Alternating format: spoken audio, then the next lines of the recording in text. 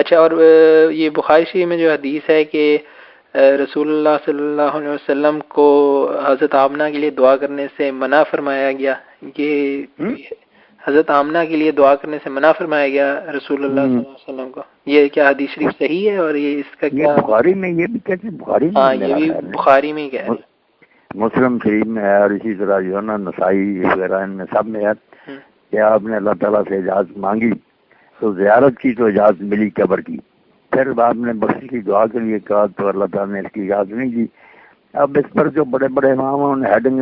لگا دیا کہ مشرکین کے لیے استغفار سے ممانعت ہے، انہوں نے اس سے یہی سمجھا کہ آپ کی والدہ جو ہے نا وہ مشرکہ ہی ہیں،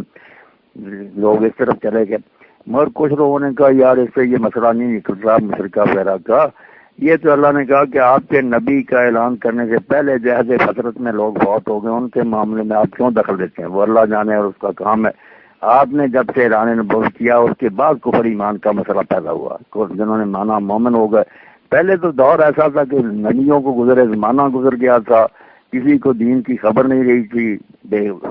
نواقصی کا دور تھا،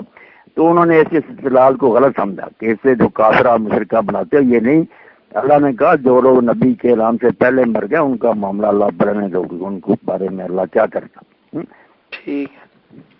اچھا، اور زیادہ ہمیں اس بحث میں نہیں پڑھنا چاہیے، ہمیں تو احترام سے ذکر کرنا چاہیے نا حضور کی والدہ، ہم کیوں یہ ایسی بحثیں چھیڑے؟ جی بڑے بڑے عالم امام شاطبی جیسے کہ بیکار باتوں میں لگے ہوئے،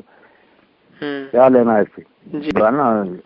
شامی جو بھی رد المختار میں لکھتے ہیں کہ دلیلیں تو اس طرف بھی ہیں کہ وہ ایمان نہیں لائے، اور ادھر بھی لوگ کہتے ہیں کہ وہ پہلے گزرے، مگر بہتر بات جو ہے نا وہی توقف اور سکوت ہی کہ آدمی اس بحث میں نہ پڑے، نہ اس کو چھیڑے، اس کا ہمارے دین و ایمان سے کیا تعلق؟ ٹھیک ہے، بعض روز شرارتی جو نا ایسے ایشو اچھالتے ہیں، فساد ہی ہوتا، پھر قتل کر دیتا، کچھ ہوتا۔ جی